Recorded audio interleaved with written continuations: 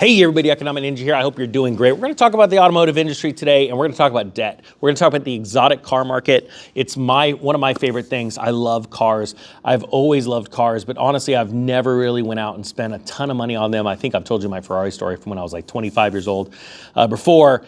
So we're not going to dive into that, but I was reading through the DuPont registry the other day. I love to dream, right? We all have dreams. Guys, I love it when I see your dream cars down in the comments below. Throw those below and let me know what your dream car is or what your dream car you actually purchase is. But I'm going to go over something that's in the DuPont. I know it's turned back around, but I just want to show you that I'm actually reading something and it's not from my cardboard notes, all right? So, and this is very interesting, but I'm going to first tell you a story of something that happened to me in Lake Havasu. My family used to own hot boats. Hot boats are classified as, they're not cigarette boats, offshore boats, but they're fast boats, usually sit between, 26 foot and 35 foot, I think is the maximum. Anyway, usually like the boats that we used to run had single or dual 502 motors in them.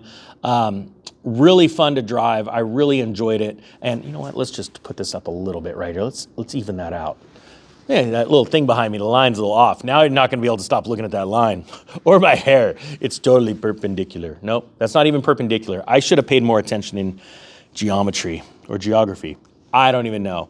But I was in Havasu. We were on these hot boats, and I remember going barefoot, having my cold beverage. It was a beer.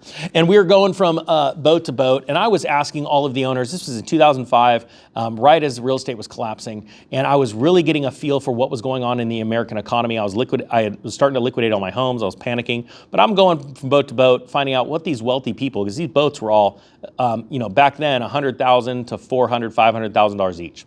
And I wanted to see what these people were made of. What kind of wealth did they have? What did they think of the economy?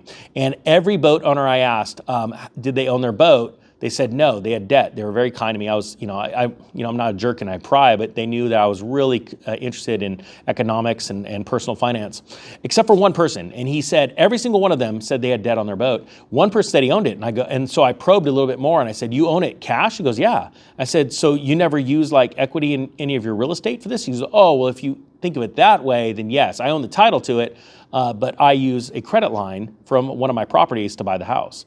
And so, everybody that I talked to understood the tax benefits of owning that boat a certain way, but the point is that none of them own that boat free and clear from money that came from a bank account, right? And it really showed me that a lot of people look rich, but they really aren't. They're just leveraged, and it's just a percentage of leverage based off of how much they make in their personal lives, in their jobs, right, or their businesses. And so, and a lot of them were using that money right, because there is ways to use debt to make money, and I totally understand that. And for advertising purposes, where a lot of these boats be advertising for, Bob's Plumbing Company and things like that, be wrapped down the side. I get all that, and I use that in my own life too. Okay, but the point is that what you see out there, because right now, we see it all over the world. The emperor has no clothes. We see it with governments, and we also see it with people, where you'd think that person was rich. Before you know it, they moved out of that house to a smaller house, and then years later you find out, well, they actually lost that house, or they couldn't afford it and they had to sell it because they had too much debt, right? Well, I was in the DuPont registry, and I want you to think about this, totally aside, because I was down in Laguna Beach the other day with Dan from allegedly Chris Taylor from Financial Fitness, and we were down there for a party. I got to meet a lot of you guys. It was just a really awesome event. But all there were Lamborghinis, Ferraris, McLarens, all these super cars. And, I was liking it. I enjoy watching these cars. I think they're works of art. Although the one thing that's not a work of art is the payment, having to get each of them fixed. But I was just blown away by how many wealthy people are in this town. But I have to remind myself, not everybody's wealthy. They're just leveraged, right? That's it. And so I came across this ad. And it's Woodside Credit, and it's a collector car financing company. And they state that they have over $2.5 billion in loans originated. So these guys aren't messing around. And they say the lender built for collectors. Now think about this. They have pictures of Lamborghinis and Lotuses and all that kind of stuff, but they give an example here. And they put here the Lamborghini, the 2020 Lamborghini Huracan, right? It says right here, the estimated purchase price of the Huracan is $320,000. Now they give an example. They go, the standard bank loan, and they put down here, is $4,189. $4,100. So it's pretty much $4,200 a month. All right, $4,200 a month, and that's the standard bank loan. Look at this, the tripod just keeps leaning, so Ninja's just gonna lean with it. So this is what they give an example of the standard bank loan. It says monthly payment of $2,340. Oh, I already gave it away. Let me go back, sorry. The standard bank loan is $4,189, right? But then they say the Woodside payment, their company payment. Holy cow, this tripe standby. Now it's bugging me. And you know, Ninja doesn't really like to edit. All right, it says the Woodside payment is $2,300. So between the standard bank payment of $4,189 and the Woodside payment of $2,341 gives you a yearly savings of $22,181. Like, that's impressive. I need to use this company, right? And you're just sitting there going, I would never pay $2,300, even though that's a deal supposedly, on a car. Right? That's insane. But if you think about it, there are people out there right now financing pickup trucks, and it's costing them like $1,200 a month. Pickup trucks, all right? So it says right here, the monthly payment of $2,340, which is the Woodside payment, the discounted, is based on a purchase price of $320,000 with 20% down. So you got to come in with 20% of $320,000, okay? So well over $60,000. And that's at a 7.27 APR financing for 180 months. Now, do you think that interest rates have gone up since then? Probably, because this magazine is the October version, and we've already had another Fed rate hike. I have a feeling with risk off with some lenders, interest rates are going to be higher, okay? But that's right now, it's saying 20% down, 7.27% APR for 180 months. Rates and terms are subject to change, obviously. And TTNL may also be financed. Not all applicants qualify. Okay, and then it says the standard bank payment based on simple interest loan rate of 5.5% and a term of 72 months. Now, I want you to think about what was just said here. The standard bank that they're trying to advertise to you, man, that payment's $4,189. Might as well be $4,200. That's at 5.5% interest to 72. That's a standard bank loan. But our loan, we're going to really get you. We're going to charge you 7.27% for 180 months. How many times is 72 going to 180? Think about that.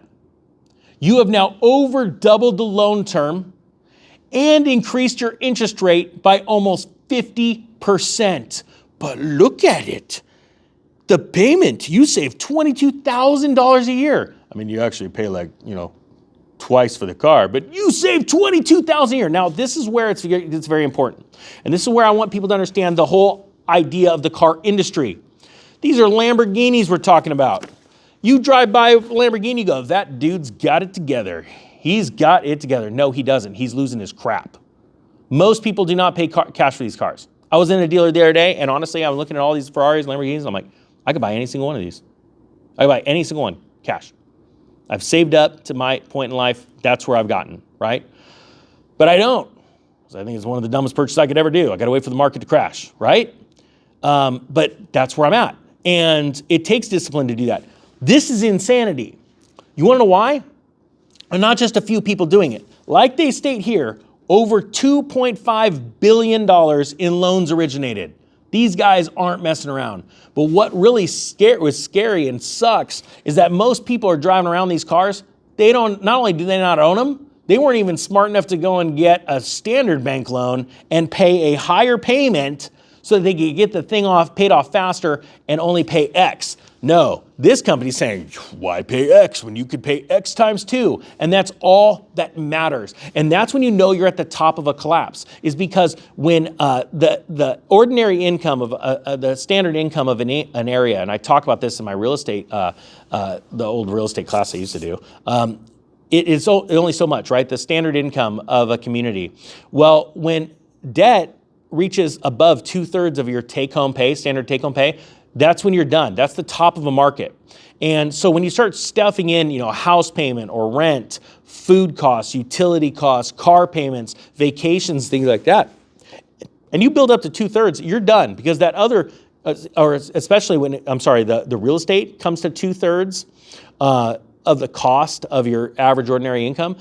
That's it. The market's top because the last 1/3 of the income is left for disposables, or food, gasoline, car payments, things like that. And that's when you know at the top. Everybody is leveraged to the hilt. This is a total absolute scam, right? And all they're getting you on, and think about it, this should be illegal. If you look at the font, I know it's backwards, sorry guys. You look at the font, right? Big font, bigger font. The color of the font, green. Look at the money you're saving. The size of the font. Now look at the truth. The truth is the smallest font. How many people take the time to read that and go, that's awesome. I'm not doing that. Think about that. I'm just reading the truth. Can't get in trouble for reading the truth. I'm just reading all of the words for you. And look at, they're get approved for the Houston auto auction, Barrett Jackson. So they're already telling you, you could get pre-approved to blow your money with us, and then you can go buy whatever car you want. Of course, if you're approved for that amount. Think about that. Guys, car market's falling. Get ready for it. I'm gonna go buy me a Lambo, but I'm gonna buy it really cheap. Trust me, I'll buy it for the cost of a Honda Accord today. I'm not joking. I will buy a Lambo in the future. All right, guys, that being said, the Economic Ninja is out.